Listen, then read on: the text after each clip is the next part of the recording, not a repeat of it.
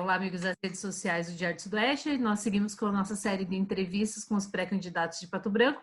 Hoje falamos com o Volmir Sabe, pré-candidato do PT, que mais recentemente se descompatibilizou do Sindicato dos Docentes da UTF-PR, e aí veio pela frente mais uma descompatibilização como docente da UTF também, para poder concorrer a esse pleito de 2020. Volmir, eu gostaria que você falasse um pouquinho como que foi esse entendimento de você deixar as suas atribuições docentes, sindicais, para estar concorrendo à eleição de 2020. Então, o ser humano todo é um ser político. Toda a nossa atuação em sociedade, a mediação dos interesses, numa sociedade com conflito de interesses, essa mediação se dá pela via política. Então, mesmo que a gente não goste, não queira, sempre a nossa relação com os semelhantes ou com as instituições se dá pela política.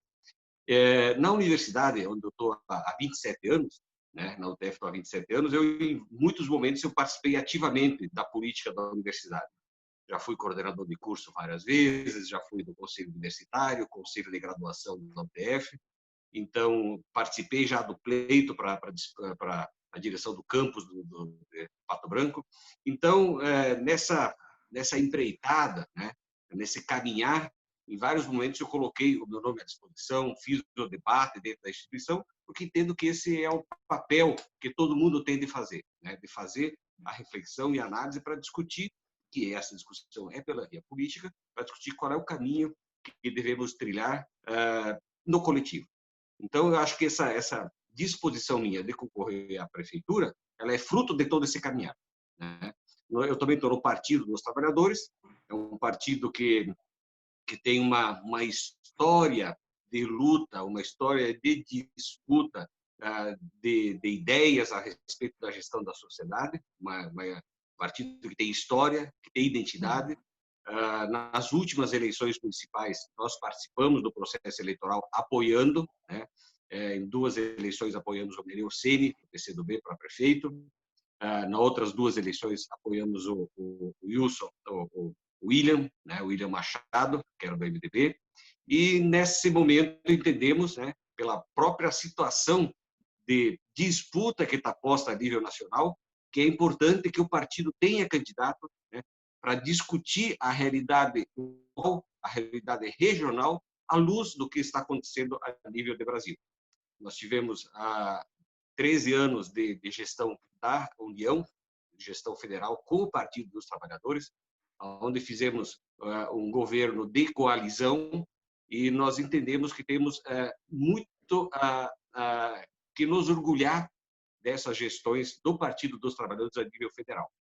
E nesse momento, no pleito municipal, entendemos que é o momento de dizermos, olha, nós temos já experiência a nível nacional, nós temos uma construção local também. Eu já fui vereador de Pato Branco por 4 anos, pelo Partido dos Trabalhadores, e nós queremos propor uma gestão para o município e queremos debater com outras correntes políticas esse caminhar que tem a sociedade de Pato Branco. Por isso, a nossa disposição de apresentar essa candidatura. Você comentou, Volmir, que o PT ele apoiou em outras campanhas alguns partidos. Mencionou aí o MDB, mencionou o PCdoB e mencionou duas figuras, o Nereu Ceni e o William Machado. São essas as pessoas com quem hoje o PT conversa para esse pleito ou está muito mais amplo o diálogo do partido? Veja, os partidos todos, eles, a grande maioria deles, que estão instalados em Pato Branco, eles apresentam uma pré-candidaturas justamente para fazer o debate com a sociedade. Eu acho que isso é importante para o fortalecimento da democracia e para o fortalecimento dos partidos. Que o fortalecimento do partido é importantíssimo para o fortalecimento da democracia. Tanto o PCdoB como o MDB e também o PDT, eles têm pré-candidatos a prefeito de Pato Branco. E nós entendemos que é o pleito legítimo. E nós, do PT, estamos dialogando com esses partidos e também com outros partidos de esquerda e de centro-esquerda para formarmos com o intuito de formarmos uma coalizão de oposição. Nós entendemos que isso é possível que aconteça, né? Não sabemos com quais candidaturas iremos com essa coalizão, né? O PT tem candidato, né? mas assim entendemos assim que é possível que haja essa coalizão e é possível que não haja, né? Uhum. Então é um processo de negociação que ainda está aí acontecendo. Joia. Você também comentou no início da sua fala sobre a credenciais, né, suas, a atuação dentro da universidade, a sua participação no legislativo e como que seria um perfil de gestão na visão do Volmir Sabe à frente do executivo. Veja, se a gente for observar as gestões do Partido dos Trabalhadores nos vários estados onde que historicamente já assumimos a administração ou nas prefeituras, tem algumas características que nos distinguem, né? E eu quero destacar, primeiro delas, uma proposta de gestão participativa. Eu acho que isso é uma característica de várias gestões do Partido dos Trabalhadores. Nós queremos sustentar essa proposta de gestão. O que é a gestão participativa? Porto Alegre, inclusive, chegou a ter por mais de uma gestão, um orçamento participativo. Qual é a ideia? A ideia de que o poder de decidir as coisas principais numa coletividade, ela não fique apenas para o prefeito ou para os vereadores delegados por ocasião do processo eleitoral. A gente entende que são essas pessoas, sim, são essas autoridades que vão fazer a gestão da instituição pública, mas eu acho importante que, ao longo dos 4 anos, haja um processo de aproximação com a população para ouvir a população. Alguma coisa mais parecida com a democracia direta, né? Quando você elege prefeitos e vereadores para administrar em teu nome, é uma forma de democracia chamada de indireta, que acontece, né? Porque pelas condições materiais que temos aí, é a forma de fazer acontecer. Mas entendemos que trazer alguns elementos da democracia direta para essa gestão, acho que vai trazer mais respaldo, vai trazer mais conteúdo, mais sentido para a gestão municipal. Então, essa é uma das propostas. Dentro desse fio condutor aí de tentar fazer uma gestão com uma participação mais presente da população, entendemos que, principalmente as questões centrais, elas têm que ter elementos técnicos para a tomada de decisão, né? Entendemos assim que não é adequado, né? Não é correto você gerir aquilo que é de todos, né? Tomando uma decisão apenas de uma pessoa e ainda a partir de critérios individuais desse gestor. Quando você escolhe um prefeito ou um vereador para administrar a cidade, é para representar os interesses do coletivo, não é para decidir de acordo com a sua cabeça, né? E a nossa crítica, vamos pegar como um exemplo, né, de uma crítica que temos em relação a isso, é a forma como é conduzido hoje as decisões do governo federal em relação à pandemia do Covid-19. Né? Entendemos que a forma como está sendo conduzida não é adequada, né? É claro que existem divergências, mais flexibilidade, menos flexibilidade, esse remédio, aquele, esse protocolo, aquele. A gente sabe que existem divergências, mas as decisões deveriam ser muito mais fundamentadas pelos aspectos técnicos, científicos e menos por convicções pessoais do governante. Então, na administração municipal, a nossa proposta é de que aquilo que é central sejam decisões tomadas com o fundamento técnico. Vou dar alguns exemplos a nível local, tá? Para ilustrar um pouco, para não ficar só na ilustração nacional. Vias públicas. Quer dizer, não dá para a gente ficar mudando direção de rua apenas por idas e vindas. Mão única, mão dupla, põe lombada, tira lombada, põe semáforo, tira semáforo. Não é assim que se faz. Existe uma ciência, né, de transportes, né, dentro da macro conhecimento de engenharia civil, existe lá a engenharia de transportes, dentro da engenharia de transportes tem esse estudo do fluxo de veículos e de pedestres dentro da cidade. Existem programas, existem conhecimentos acumulados em cima disso. Então, entendemos que, na hora de tomar decisões sobre mudança no traçado de vias, na direção de vias, se tem estacionamento ou não tem, essa decisão não pode ser, primeiro, não pode ser por leigos. Você pode ouvir a população para entender quais são os interesses da população, mas não pode ficar na decisão do leigo. A decisão é uma decisão de pessoas da ciência, de pessoas que estudaram aquele conhecimento. Também vou pegar um exemplo que agora está tá muito debatido, né, ontem e hoje em Pato Branco, que é a questão dos alagamentos da cidade. Veja, isso é bem importante que fique claro para a população que uma decisão de uma parte da coletividade ou do poder público implica na vida das pessoas. Vou dar um exemplo dessa questão do alagamento. Um dos principais fatores que leva a esse alagamento do centro de Pato Branco é pelo encaminhamento no sentido de impermeabilização da região sul da cidade, que é a montante da bacia dos rios aqui da cidade. Então, quando o poder público ele decide que vai permitir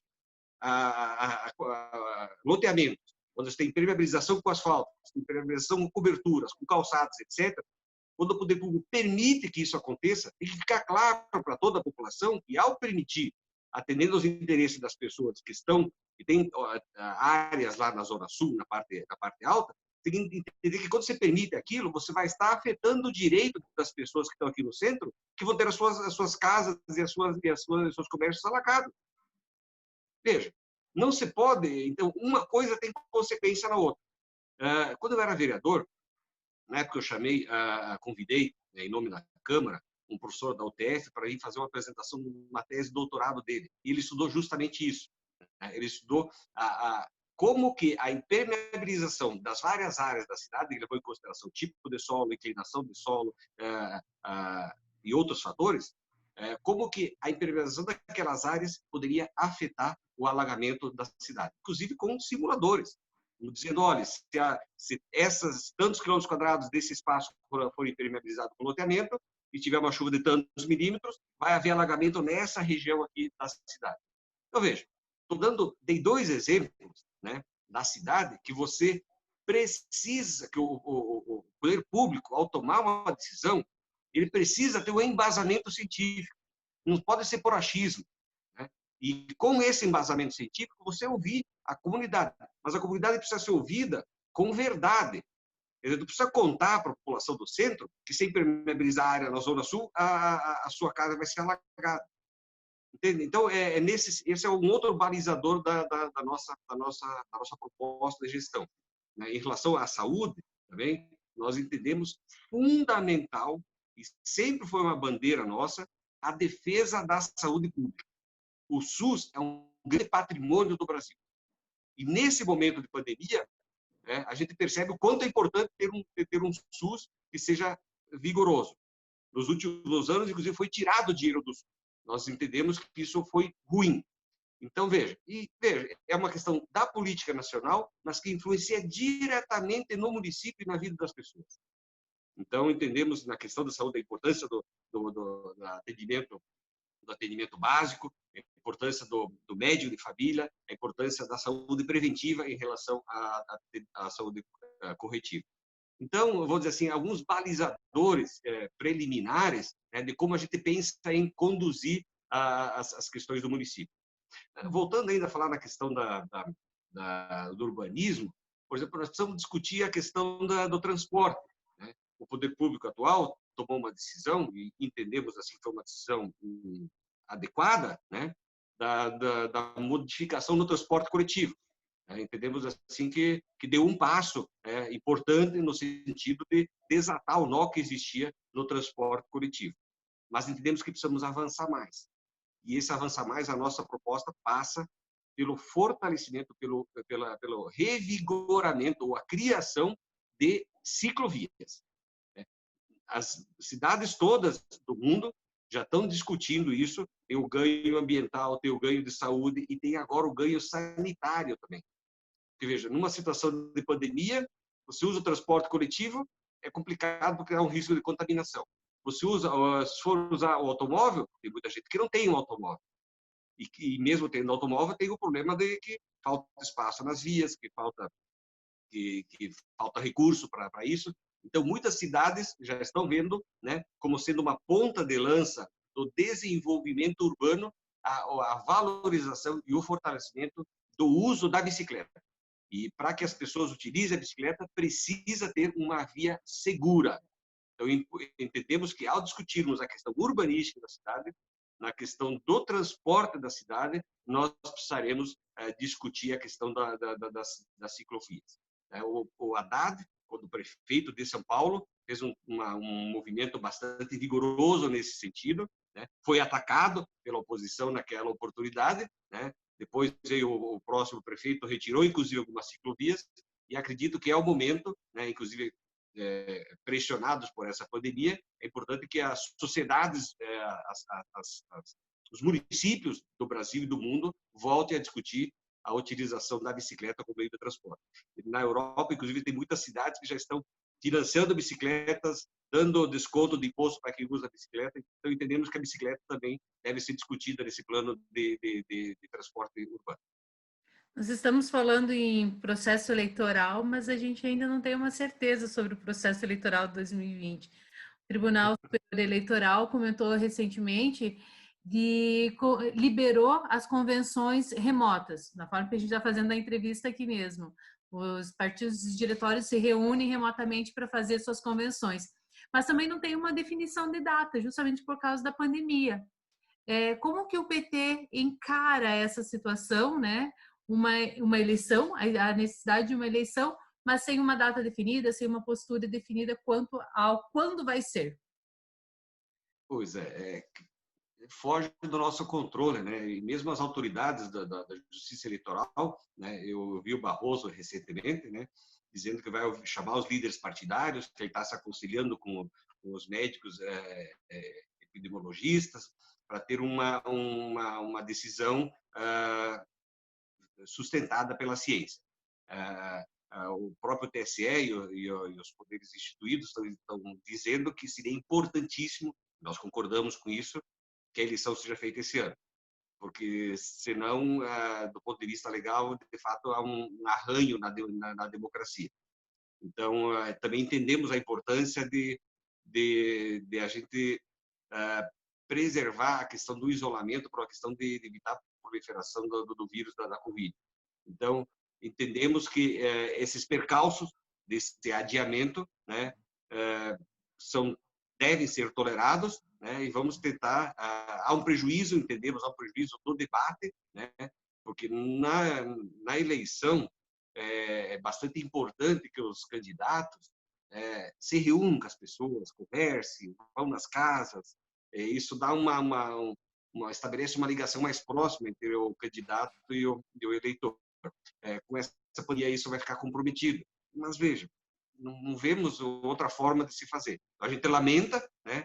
Mas eu não vejo outro caminho de fazer que não seja dessa forma. Então, de fato, vai haver um prejuízo, vamos dizer assim, de conteúdo no processo de debate eleitoral, mas não vejo outro caminho que possa ser trilhado.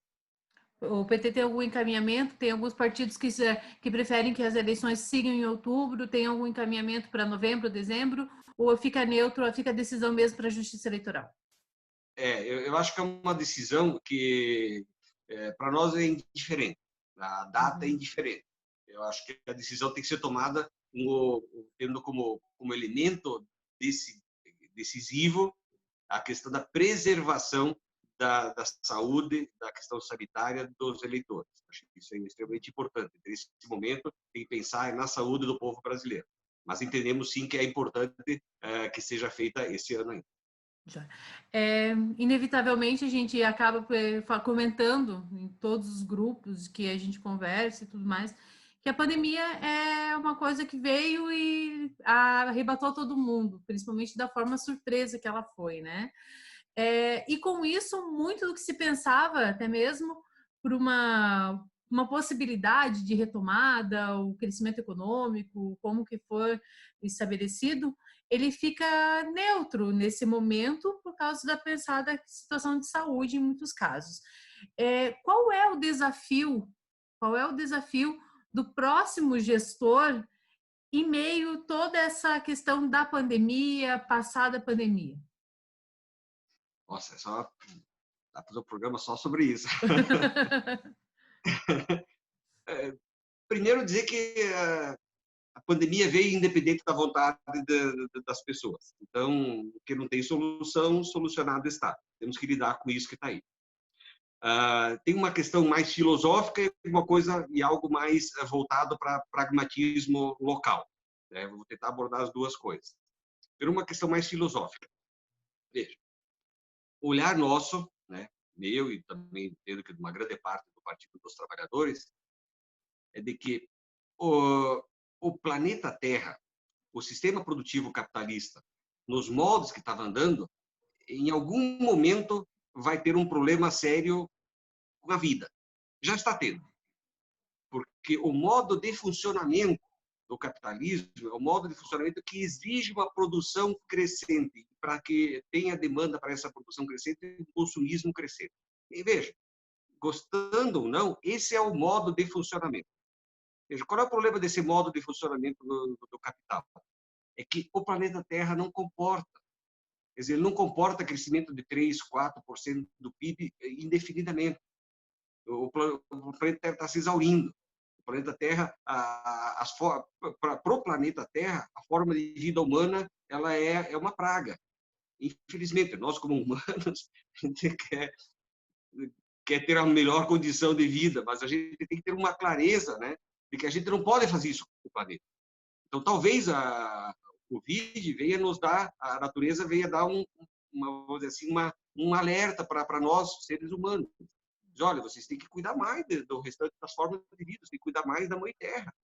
Então, entenda assim, do ponto de vista filosófico, que a humanidade precisa ser repensada nesse sentido, né? Uhum. Do ponto de vista mais pragmático, mais operacional, ela traz um desmonte. E no primeiro momento, essa pandemia, quem é primeiro afetado pela pandemia é a população trabalhadora. Porque, veja, os donos do capital, eles têm uma reserva. Quer dizer, se a empresa dele ficar X tempo, 2X tempo, 3X tempo sem funcionar, eles conseguem sobreviver com aquilo que eles têm de reservas financeiras acumuladas. A classe trabalhadora, ela precisa do seu trabalho para sobreviver.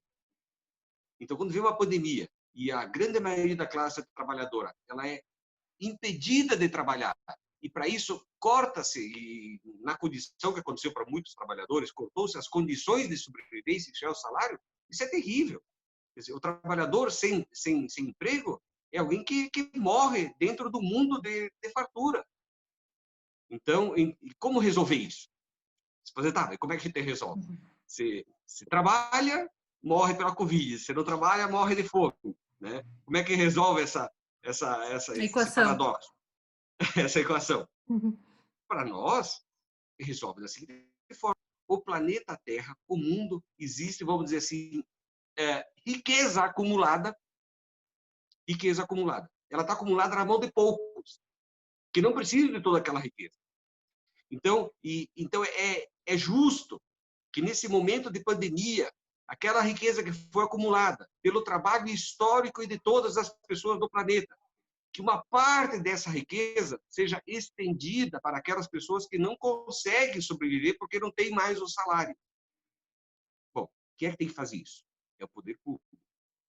Porque, veja, o dono do capital, qualquer um de nós, eu não vou abrir mão da minha reserva, da minha renda, para ajudar quem não tem. Então, isso vai ter que ser feito de forma, vamos dizer assim, obrigatória. E quem faz isso é o poder público. Então, entendemos que, nesse momento de pandemia, cabe ao poder público estender a mão para aqueles trabalhadores que ficaram sem a renda. E se isso vai implicar um desequilíbrio fiscal, claro que provoca um desequilíbrio fiscal. E se isso depois precisa ser tomadas atitudes, inclusive de cobrança de impostos, principalmente daqueles que têm mais, isso deve ser feito pelo poder público para estender a mão para aquelas pessoas que precisam daquele auxílio para sobreviver. Então, entendemos que, do ponto de vista mais pragmático, o poder público tem esse papel, né? Entendemos que essa crise da pandemia ela ficou mais traumática do ponto de vista humano, porque é um momento na história da humanidade que temos a maior acumulação de riqueza da história da humanidade. A acumulação de riqueza que tem no mundo hoje é a mesma do início da Primeira Guerra Mundial. Veja, o que resultou daquilo foi a Primeira, depois a Segunda Guerra Mundial. Então, nós entendemos que não podemos, a humanidade não pode cometer novamente os mesmos erros. Quer dizer, se nesse momento temos um acúmulo muito acentuado de riqueza, cabe ao poder público, sim, tirar um pouco daqueles que têm, daqueles poucas pessoas que têm muito, para aquelas muitas pessoas que não têm nada, têm condições de sobreviver. E acho que esse é o papel do poder público. Almir, então eu gostaria de agradecer a sua participação para essa nossa conversa.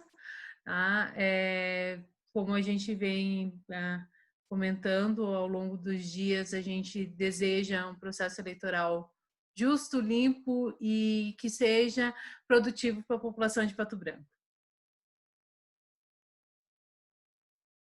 Eu queria agradecer o Diário Sudoeste pela oportunidade, pela iniciativa de fazer esses debates, essas reflexões. Entendemos que tão importante quanto o resultado eleitoral é justamente fazer o debate, né? O processo político ele tem valor e tem sentido na medida que as pessoas dialoguem, apresentem suas ideias, que tenham o contraditório, que do contraditório cada um reformule as suas verdades, e dessa forma, né, na medida que isso fique mais transparente, mais público, o conjunto da sociedade ganha. Eu entendo que os meios de comunicação são fundamentais para que isso de fato aconteça. Para isso, queria agradecer o Diário Sudeste e parabenizar o Diário Sudeste, parabenizar você pela condução da entrevista. Foi um prazer estar aqui conversando com você. E dizer que, para mim, é um prazer estar nesse momento, né, com o conhecimento que obtive em função de trabalhar numa instituição pública. Eu entendo que eu preciso também dar algum tipo de retorno para a instituição pública ao fazer o debate, né, com os fundamentos construídos dentro de uma instituição pública. Então, é nesse sentido que a gente participa desse pleito, né? Estamos com disposição, sim, de que essas ideias tenham um sucesso, né? Mas, assim, a nossa posição é de humildade diante e de disposição para o debate diante das ideias contrárias. Obrigado pela oportunidade. Obrigada.